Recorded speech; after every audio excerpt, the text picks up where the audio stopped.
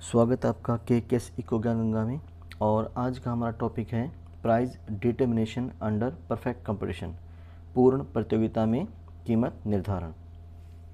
Now पूर्ण प्रतियोगिता हम पहले कर चुके हैं। पूर्ण प्रतियोगिता क्या होती है?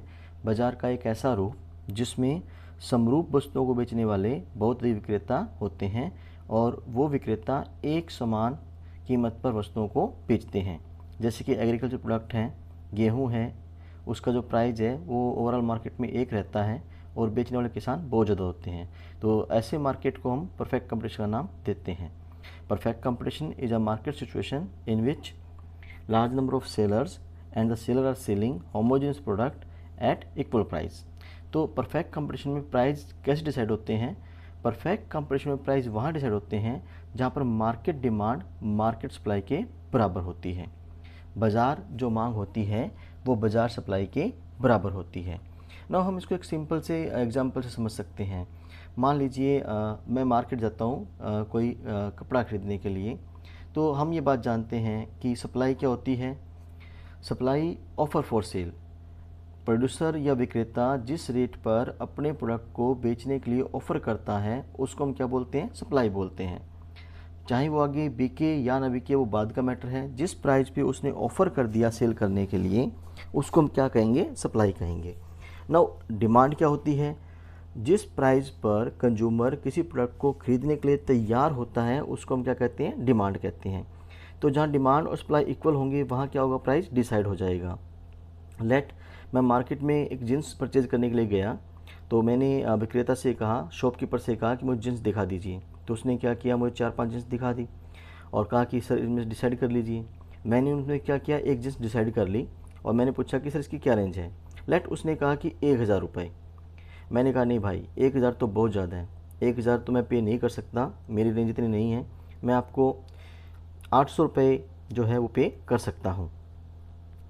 अब उसने कहा कि नहीं भाई साहब 800 तो 750 तो सॉरी 750 रुपये कर सकता हूँ। उसने कहा नहीं भाई साहब 750 तो बहुत ज़्यादा कम है, 750 में तो हमारा माल ही नहीं आता, इतना मार्जिन नहीं है, मैं आपको कैसे सेल कर सकता हूँ। फिर भी आप हमारे रूटीन के कस्टमर हैं तो मैं आपको छूट दे देता हूँ, आपके लिए 900 रुपये में आपको इस जीन्स के 900 रुपये आपसे मैं ले सकता हूँ, आप 900 रुपये आपके लिए चार्ज कर सकता हूँ।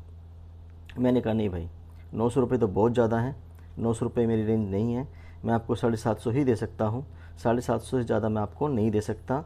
और आपकी दुकान पर रोज़ आता हूँ, मैं रूटीना कस्टमर हूँ आपका, माल भी आपसे ही लेता हूँ, जब भी मुझे किसी कपड़े की ज़रूरत होती है मैं आपकी दुकान पे आता हूँ और किसी दुकान में जाता। मतलब इस प्रकार से बार्गेनिंग करता हूँ उससे। वो फिर कहता है कि नहीं जी आप देखो रूटीन है कस्टमर हो, आप ना हमें बेइज्जती कर रहे हो कार से हमारी, हम आपके लिए लास्ट बस 850, इससे नीचे नहीं, जिससे नीचे मेरा पड़ता ही नहीं है बिल्कुल भी। इससे नीचे तो आप ये मान लो कि मैं आपको हाई रेट दे रहा हूँ उपकार से, अब मार्जिन नहीं है मेरा। मैं फिर भी कहता हूँ नहीं भाई साहब 750 देना दो, वरना फिर मैं देखता हूँ फिर कोई दुकान देखूँगा फिर मैं। वो लास्ट करता है कि 800 रुपये। मैं भी 800 रुपये माल जाता हूँ, लेने के लिए तैयार हो जाता हूँ। अब बात ये आती है कि देखो उसने कहाँ ऑफ़र किया 1000 रुपये में, लेकिन बेचने के लिए कहाँ तैयार हुआ वो? 800 रुपये में। मैंने कहाँ खरीदने की बात की थी? 750 रुपये में, लेकिन खरीद किस रेट पर रहा हूँ? 800 रुपये पे। तो 800 रुपये में वो बेचने के लिए तैयार है और 800 रुपये में मैं खरीदने के लिए तैयार हूँ। तो प्राइस क्या डिसाइड हुआ? 800 रुपये।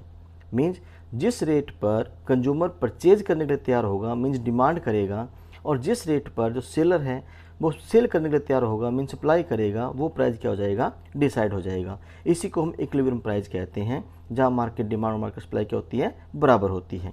यही ओवरऑल मार्केट में भी होता है, इसी प्रकार से प्राइस डिसाइड किए जाते हैं। नाउ इसी कंसेप्ट को एक टेबल और डायग्राम थ्रू एक्सप्लेन किया गया है। प्राइस हमने लिए हैं 1 2 3 4 5। डिमांड जो है वो प्राइस से नेगेटिव रिलेशन रखती है, तो जब प्राइस 1 है तो डिमांड 50 है। जैसे प्राइस इंक्रीज़ कर रहे हैं डिमांड क्या कर रही है? डिक्रीज़ कर रही है। और सप्लाई जो है वो प्राइस से पॉजिटिव संबंध रखती है, धनात्मक संबंध रखती है। जैसे जैसे प्राइस इंक्रीज़ करेगा सप्लाई क्या करेगी? इंक्रीज़ करेगी। मीन्स जो विक्रेता है वो ज़्यादा बेचना चाहेगा। अल्टीमेट प्राइस कहाँ डिसाइड होगा? जहाँ पर डिमांड और सप्लाई दोनों क्या होते हैं? बराबर होते हैं। इसी कंसेप्ट को डायग्राम थ्रू एक्सप्लेन किया गया है। ऐसे हमारा सप्लाई करा हुआ है जो पॉजिटिव स्लोप है, जैसे प्राइस इंक्रीज करेंगे सप्लाई इंक्रीज करेगी। डिमांड कर्व जो है वो हमारा नेगेटिव स्लोप है। नाउ डिमांड सप्लाई पॉइंट ई पर इंटरसेक्ट करते हैं तो प्राइस 3 डिसाइड होता है और क्वांटिटी 3 डिसाइड होती है। ओवरऑल मार्केट में इक्विलिब्रियम प्राइस वहीं डिसाइड होंगे जहाँ पे मार्केट डिमांड और मार्केट सप्लाई दोनों क्या होंगे? बराबर होंगे। Thank you.